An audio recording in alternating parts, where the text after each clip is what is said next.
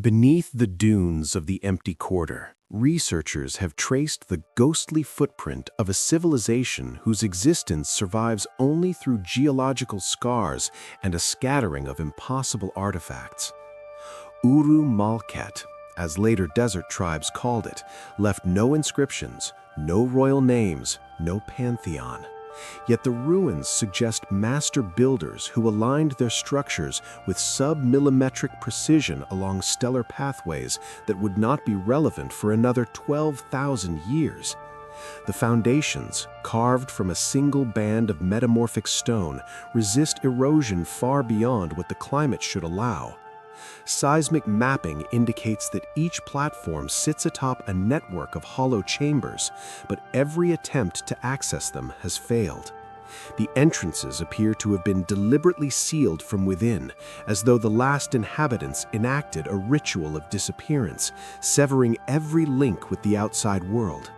A handful of artifacts recovered from the surrounding desert, pure carbon spheres, magnetized clay tablets, fragments of a dark alloy that modern metallurgy cannot replicate, point to a people who understood forces that contemporary science is still struggling to name. What unsettles archaeologists most is the absence of cultural evolution. The architecture appears fully formed, with no primitive stages, no learning curve. It is as though Uru Malket emerged complete, flourished briefly, and then vanished by its own design, leaving only a cryptic impression in the sand and a set of enigmas that challenge the chronology of human development.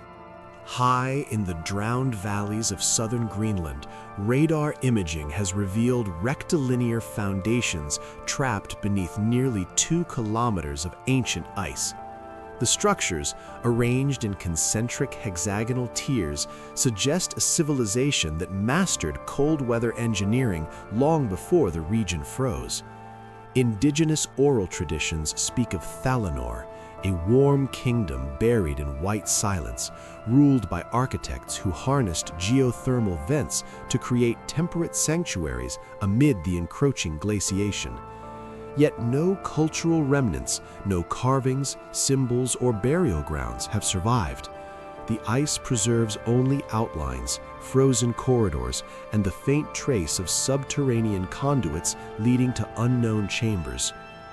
Researchers attempting core extractions report inexplicable anomalies, bursts of electromagnetic interference, rhythmic vibrations emanating from deep within the structures, and water samples containing isotopic signatures not found in any known terrestrial formation.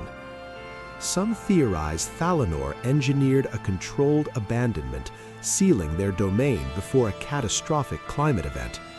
Others argue the sites are far older than human presence in the Arctic, hinting at an intelligence predating our species. The ruins themselves offer no answers. Every scan reveals more geometry, but never the tools, dwellings, or simple everyday objects that define human settlements. Instead, Thalanor lingers as a frozen blueprint, an architectural whisper locked under the ice, immune to time, yet stripped identity, as though its builders ensured their story would remain permanently obscured beneath the glacial veil. Deep within the basalt plains of northern Anatolia lies a series of perfectly circular depressions, each lined with a seamless shell of polished obsidian. Satellite imaging first revealed them as geometric voids, rings of unnatural symmetry etched into volcanic terrain that should have fractured any attempt at construction. Excavations uncovered no tools, no settlements, not even the remnants of pathways leading toward the circles. Instead, the obsidian shells appear to have been fused into shape by temperatures far beyond those produced by ancient kilns or natural lava flows, leaving investigators puzzled by the precision and the uniformity of the material. Folklore from nearby mountain tribes speaks of Kailtara, a people who wrote with fire and carved the night into mirrors. But these fragments offer no timeline, no lineage, no trace of language. What researchers do know is that each circle resonates faintly at specific frequencies when struck, as though designed as acoustic devices. The tones vary in pitch, creating harmonic patterns that map uncannily onto star positions observed in the region around 9000 BCE. Some physicists propose the circles formed part of a vast observational array, a stellar instrument operating on principles now lost. Others claim the absence of domestic remnants indicates Kyle-Tara was never a city, but a ceremonial or scientific enclave that was systematically dismantled after fulfilling its purpose. Yet the most perplexing discovery came from soil samples taken beneath the largest circle, a thin layer of mineralized ash containing isotopes suggesting an intense, localized energy event. The pattern resembles a controlled implosion, as if the population, or the institution that built these circles, collapsed its own infrastructure deliberately. Nothing remains except the obsidian rings, silent and lightless, reflecting only the sky they once seemed built to understand. Along the storm-shattered continental shelf west of Morocco, sonar surveys have revealed the remains of a harbor so technically advanced it contradicts every established progression of maritime engineering. Massive breakwaters, arranged in interlocking zigzag formations, hint at an understanding of wave dynamics centuries ahead of known seafaring cultures. The submerged quays, preserved beneath layers of shifting silt, form a precise geometric grid aligned not to the coastline but to tidal harmonics, suggesting that the builders of Nemoris calibrated their city to the pulse of the ocean itself. Yet the enigma deepens with each retrieved fragment. Ceramic shards display a glaze embedded with microscopic quartz filaments that seem designed to refract specific wavelengths of light. Metal fittings recovered from collapsed piers contain alloys with ratios too exact for ancient smelting, as though produced through controlled atmospheres no one at the time should have mastered. But no ships survive, no anchors, no decorative motifs, no script carved into stone. Even the residential sectors appear deliberately cleared. Door lintels show clean chisel marks, the kind used when structures are intentionally dismantled rather than abandoned. Marine biologists studying the site report an unusual absence of biological colonization. Certain walls, centuries underwater, remain strangely free of coral and barnacle growth, suggesting a residual chemical treatment whose formula has yet to be decoded. Local legends speak of a coastal people who followed the moon into the deep, a poetic phrase long dismissed as metaphor. Yet core samples beneath the harbor flag an abrupt seismic event followed by evidence of controlled burning, an unlikely act on structures already slipping beneath the sea. It is as though the last citizens of Nemoris enacted a ritual scouring of their identity before the ocean claimed their city, erasing not only themselves, but every trace pointing to who they were and why they vanished. In the high plateaus of western Mongolia, Lake Shara conceals beneath its opaque green waters a cluster of stone platforms arranged like a drowned acropolis. Divers describe unnerving regularities, pillars sculpted from a copper-rich limestone that is not oxidized despite centuries underwater, and slabs marked by faint impressions resembling circuitry rather than ornament. No human remains have been found, yet nearby burial mounds contain elongated copper masks too uniform to be ceremonial and too thin to function as armor. Their inner surfaces bear microscopic scoring as if fitted to living faces with precision tools unknown to nomadic cultures of the region. Attempts to carbon date organic materials from the site have produced chronologies so inconsistent they border on incoherent, with samples varying by millennia, even within a few centimeters of sediment. Geological surveys complicate matters further, indicating the lake expanded rapidly following a sudden hydrological shift, as though something triggered an engineered drainage or the collapse of a subterranean reservoir. Folk tales collected from surrounding tribes tell of the Shara Kal, wanderers who hid their faces from the sky and refused to carve their history into stone. According to these accounts, they fled an unnamed calamity by submerging their sanctum intentionally. recent magnetometric scans add another dimension. Beneath the largest platform lies a chamber whose walls emit a persistent low-frequency hum, detectable even through layers of silt. Specialists argue this suggests an active geophysical anomaly, while others whisper about an unfinished mechanism the copper-faced people left behind, something they buried under water and silence rather than allow future eyes to study. The site remains sealed by the lake's murky depths, its architects vanished, their copper visages staring blankly from the shore as the last testament to a civilization that erased its own story with chilling precision. In the desolate caldera fields of eastern Sicily, archaeologists uncovered layers of vitrified stone arranged in honeycomb patterns that defy natural explanation. These fused chambers, once mistaken for volcanic anomalies, form a sprawling subterranean complex whose architectural logic suggests an academic or archival purpose. Yet every chamber is scorched with the same thin coating of gray ash, an ash that, disturbingly, contains no organic residues.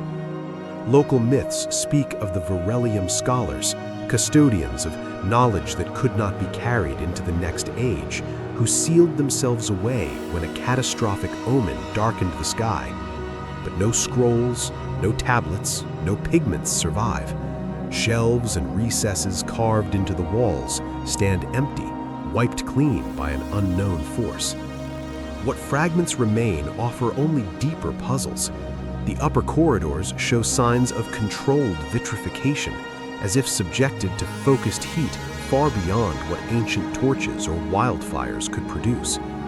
In one chamber, a hemispheric dome exhibits a glossy sheen consistent with rapid melting and cooling, forming a perfect acoustic cavity. When researchers whispered within it, their voices reverberated in a pattern that produced harmonic overtones not achievable in natural spaces. Some theorize the dome once functioned as a device for oral transmission, perhaps a repository for spoken knowledge encoded through sound rather than written text. The most unsettling discovery arose from mineral samples extracted from the lowest strata, traces of a rare crystalline compound known to form only under extreme atmospheric compression, conditions normally associated with high-altitude meteor bursts. This has led to speculation that Varelium scholars witnessed an event so devastating they sought to destroy their own intellectual legacy before it could be misinterpreted or weaponized. Whether they perished in the sealed labyrinth or escaped under cover of the calamity remains unknown. All that endures is the lingering heat signature etched into the caldera, a silent memory of a people who chose oblivion over inheritance, erasing themselves with methodical finality. Across the wind-scoured steppes of northern Kazakhstan, a pattern of shallow depressions arcs across more than 300 kilometers, forming sinuous trails visible only from high-altitude imaging. Each depression contains a compacted layer of soil infused with microcrystals of an unfamiliar silica-carbon blend, as though exposed to brief, intense bursts of heat. No settlements, hearths, or tools accompany these tracks, yet they form logical corridors connecting seasonal water sources and elevated plateaus. Archaeologists, baffled by the absence of cultural debris, turned to oral epics of the region, which speak of the Irun, nomads marked by the sky, whose footprints glowed at twilight and whose passage erased itself by morning. Attempts to replicate the soil composition in laboratory simulations have failed. The microcrystals appear to form under conditions requiring both high pressure and rapid cooling, but the surrounding terrain shows no signs of meteoric impact or volcanic activity. Instead, electromagnetic surveys reveal faint linear anomalies beneath the trails, hinting at subterranean channels carved with geometric precision. Some researchers propose that the Irun engineered mobile sanctuaries atop lightweight superstructures that conducted heat into the ground, leaving behind these luminous imprints. Yet no fragments of such devices remain, nor any bones or burial sites that might anchor the culture to a specific era.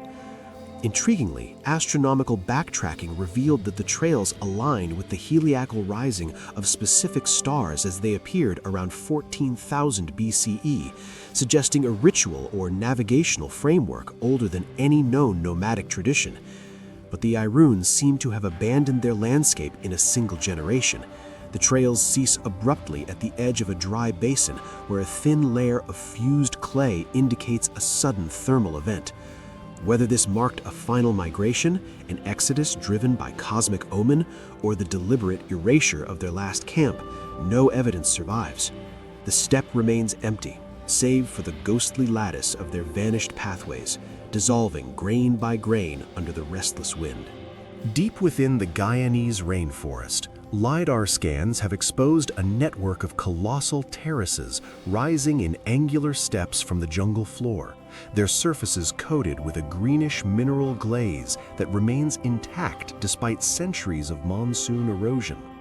These terraces form the skeletal outline of Nhaaru-Desh, a civilization absent from every regional chronicle yet unmistakably deliberate in its engineering.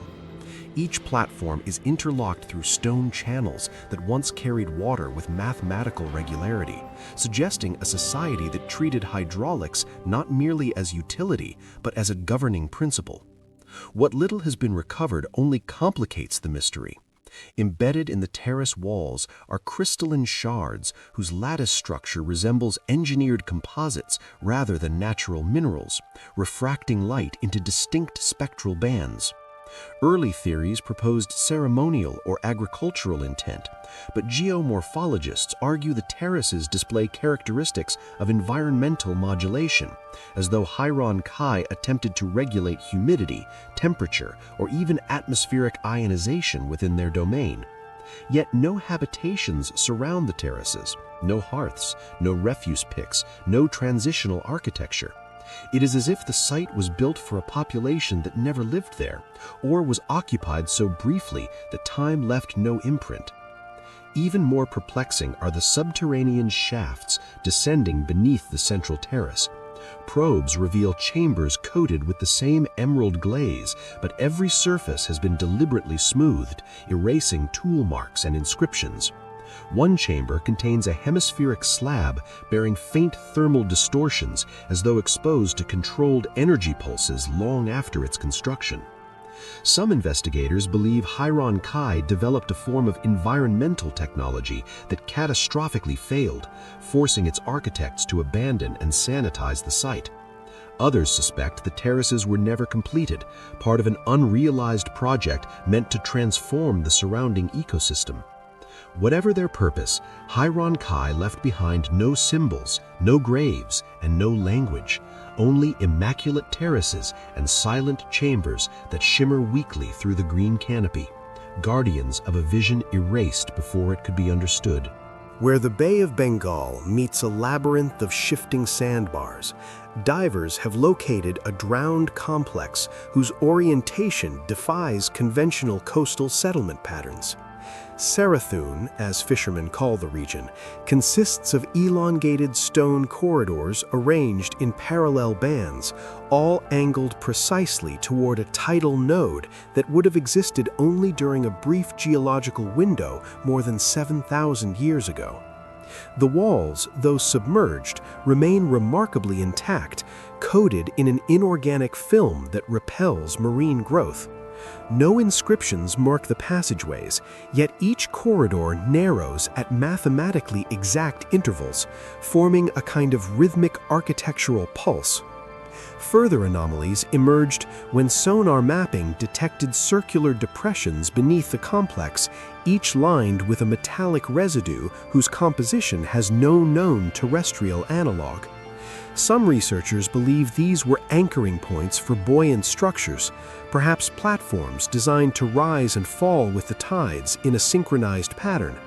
But if Serathun functioned as a tidal engine of some kind, its purpose has long been erased. Sediment cores reveal that the complex was deliberately scoured before submersion, the surface layers scraped clean of cultural debris in a manner too precise to be accidental. The only cultural hint comes from a short sequence of symbols carved into a solitary block found kilometers inland, displaying wave-like curves thought to represent the movements of celestial tides. Ethnographers have linked these motifs to an obscure myth cycle describing the people who listened to the moon, a civilization that believed time itself could be measured through the ocean's oscillations.